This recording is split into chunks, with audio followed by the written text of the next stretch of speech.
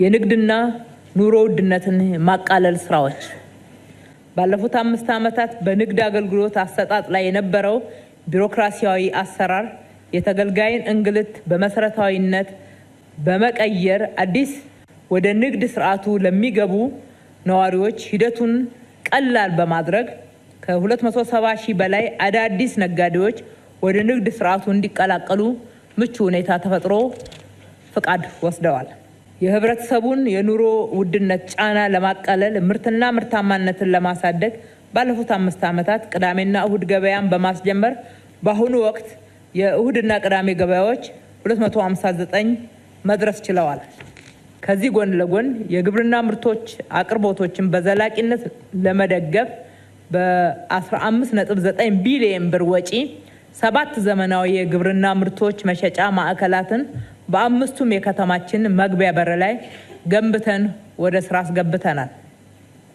እነዚህ ማዕከላት 432 የምርት ማከማቻ መጋዘኖች፣ 1247 የችርቻሮ ሱቆች እና 88 የጅምላ መሸጫ መጋዘኖችን ጨምሮ ወፍጮና የማቀዝቀዣ እንዲሁም ማሞቂያ ክፍሎች በውስጣቸው አካተዋል።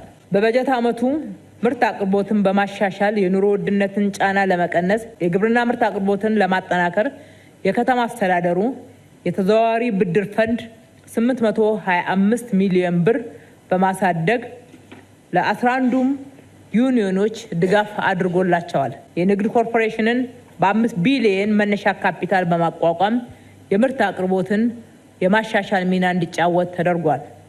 እነዚህ ስራዎች የኑሮ ውድነቱን ለመቋቋምና እንዲሁም የህዝቡ ጫናዎች እንዲቀንሱ የማድረግ ጥረት አካል ሲሆኑ በቀጣይ አቅርቦቱን በማጠናከር ለነዋሪዎች የተሻለ አገልግሎት ለመስጠት ጥረት አጠናክረን እንቀጥላለን።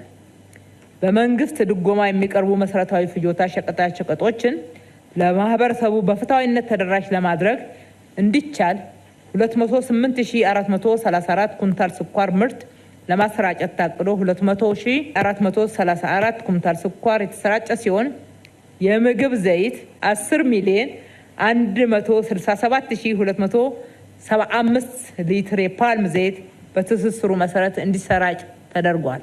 ከዚህ በተጨማሪም በዝቅተኛ ገቢ የሚተዳደሩ የህብረተሰብ ክፍሎችን የኑሮ ጫና ለማቃለል 18.2 ቢሊዮን ብር በመደጎም የህዝቡን ወገኝተኝነት የገለጽንበት ስራዎች ተሰርተዋል። ለአብነትም የትራንስፖርት፣ የጤና መድን፣ የተማሪዎች ዩኒፎርምና ምገባ፣ የዳቦ ምርት አቅርቦቶችና ሌሎች ተመሳሳይ በመንግስት በጀት ድጎማ ሲቀርቡ የነበሩ ማህበረሰቡን ተኮር ወይም ደግሞ ዋና እና ቅድሚያ የመስጠት ስራዎች መጥቀስ ይቻላል።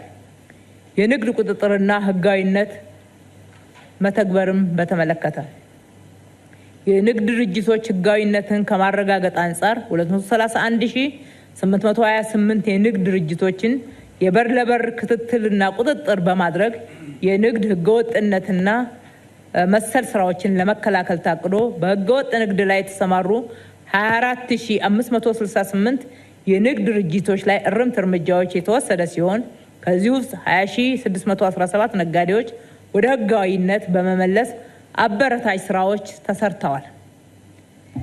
በ11ዱ ዩኒዮኖች ለህዝብ ፍጆታ የመደብነው የሪቮልቪንግ ፈንድ ለታለመለት ዓላማ መዋሉን የኢንስፔክሽን ስራ እንዲሁም የኦዲት ስራ በመስራት በተሰጠው የኢንስፔክሽንና የኦዲት አገልግሎት ህግን በተላለፉ 500 የህብረት ስራ ማህበራትና 633 የህብረት ስራ ማህበራት አመራሮችና ሰራተኞች ላይ አስተዳደራዊና የገንዘብ ቅጣት የማስተካከያና የእርምት እርምጃዎች ተወስደዋል። ሌላኛው የኑሮ ውድነት ጫናን መቀነሻ ስትራቴጂያችን በከተማችን ምርት ማምረት በመሆኑ በሌማት ትሩፋትና በከተማ ግብርና ነዋሪዎች እያመረቱ በቤተሰብ ደረጃ ተጠቃሚ እንዲሆኑ የሚያስችሉ ስራዎችም ተሰርተዋል። አሁን ላይ ተጠቃሚዎች 1.2 ሚሊዮን መድረስ ችለዋል። ከተማችን ከተማ ሸማች እንጂ አያመርትም የሚለው የተሳሳተ አመለካከት በመቀየር በከተማችን የግብርና ዘርፍ የሚከተሉት ስኬቶች በዝርዝር ተመዝግበዋል። በተለይም ከይዞታቸው የተፈናቀሉ አርሶ አደሮችን መልሶ በማደራጀትና በማቋቋም ማህበራዊ ኢኮኖሚያዊ ተጠቃሚነታቸውን በማሳደግ ረገድ አበረታች ውጤት ተመዝግቧል።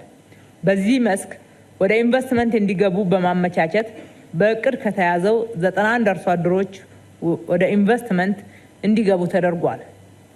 ከአርሶ አደሩ የመሬት መብት ፈጠራ አንጻርም በብዛት የሌብነት ምንጭ በመሆኑ ባለቤት ኖሮት መሬቱን መቆጣጠር እንድንችል በ2013 ዓመተ ምህረት ጀምሮ እስካሁን ድረስ 19507 ይዞታ ማረጋገጫ ካርታዎችን ሰጥተናቸዋል።